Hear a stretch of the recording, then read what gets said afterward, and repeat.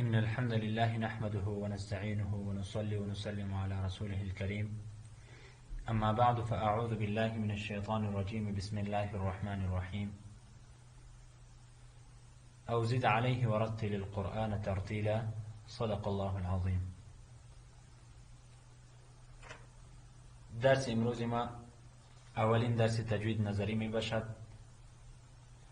در این درس ها ما می خواهیم قواعد نظری و عملی علم التجوید را تحت بحث بگیریم. یعنی بعضی از قواعد و ضوابط نظری هستند، تعریفات هستند که بیان می شوند.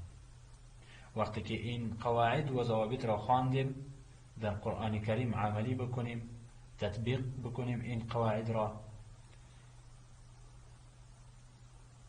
امروز اولا در بیان اهمیت علم التجوید بحث میکنیم که چرا تجوید میخوانیم، چه اهمیتی دارد، که در ضمن این دلایل که اینجا ذکر کردیم 4 دلیل هست: قرآن، حدیث، اجماع، قیاس.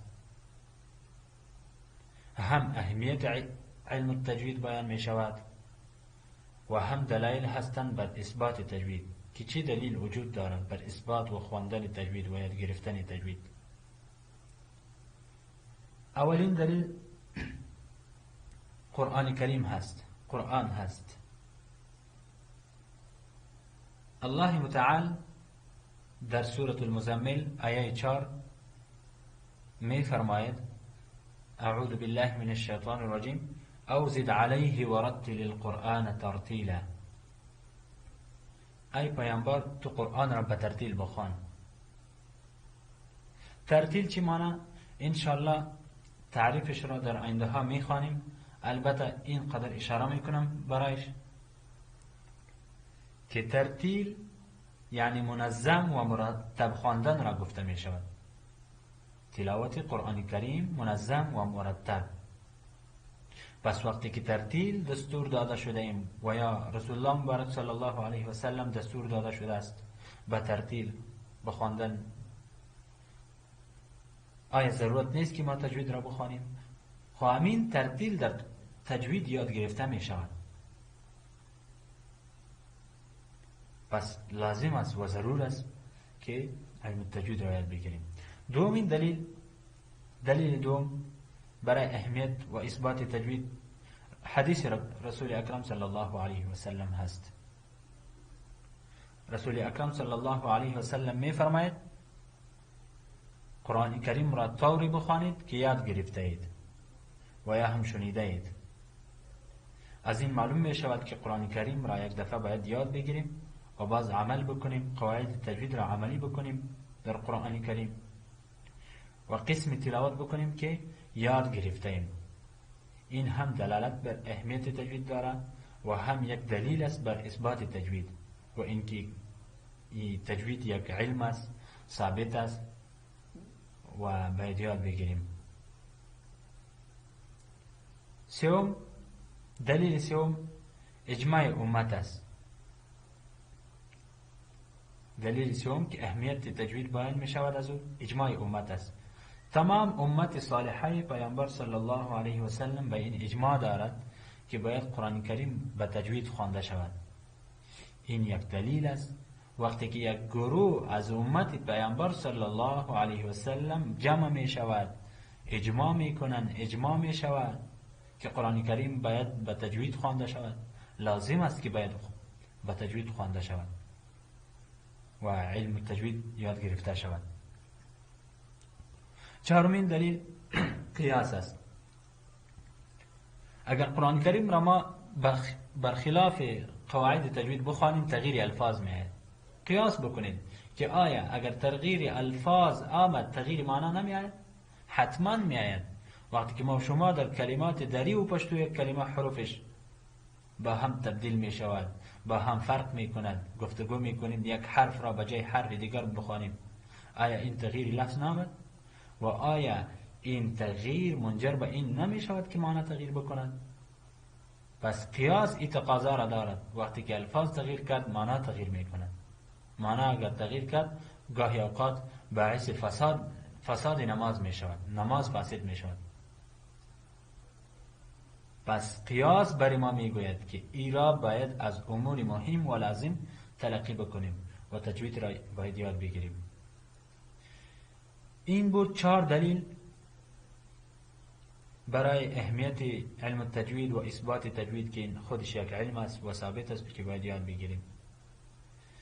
میاییم سری مبادی علم التجوید.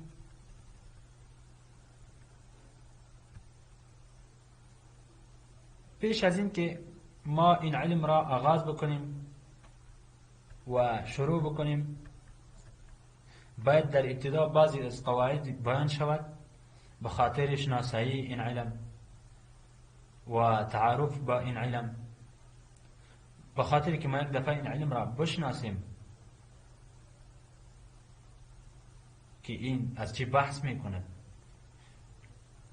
اولین چیزی که ما در مبادی تجوید باید بفهمیم تعریف این علم است. تعریف علم التجوید چی است؟ تجوید در لغت مترادف کلمه تحسین است،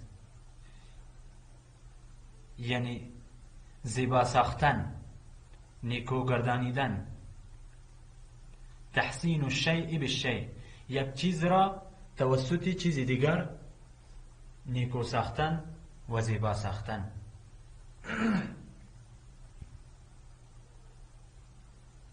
که اینجا یک چیز قرآن کریم است و چیز دیگر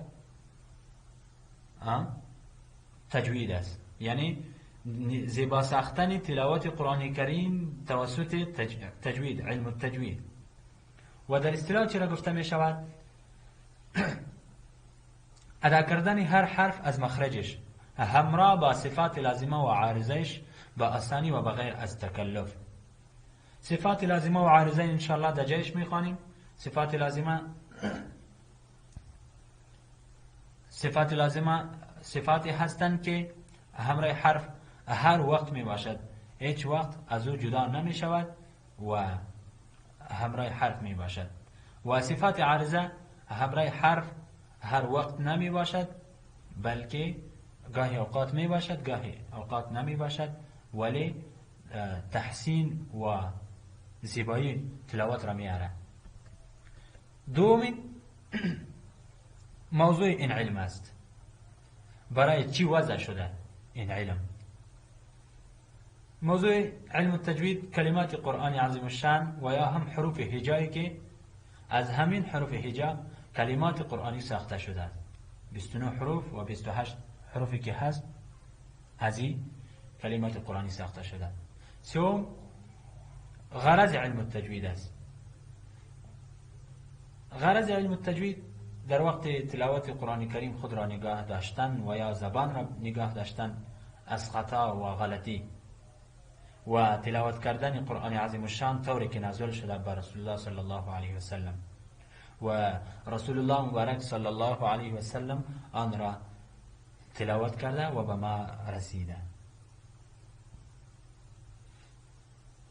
تا که قرآن کریم را صحیح و درست بخوانیم و در نتیجه سعادت الدارین را حاصل کنیم و در نهایت قرآن کریم از تحریف و تبدیل محفوظ شود و قرآن کریم به طریقه زیبا تلاوت شود.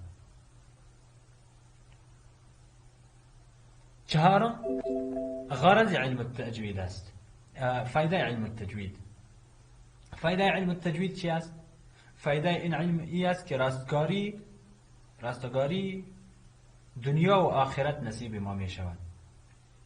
یعنی وقتی که قرآن کریم را صحیح و درست خواندیم سعادت الدارین را حاصل می کنیم. پنجم فضیلت علم التجوید است. فضیلت علم التجوید، این علم از جمله بهترین علوم هست، چرا که تعلق این مضمون و یا تعلق این علم التجوید با یک کتاب هست که او از بهترین کتاب ها هست. وقتی که از بهترین علوم شد، چرا که اول در مرتبه اول قرآن کریم از بهترین علوم است، وقتی که او از بهترین علوم است تجوید، علم التجوید هم از بهترین علوم و اشرف العلوم گردید. این بود درس اول علم التجوید. انشالله در آینده ها در درس دوم بحث میکنیم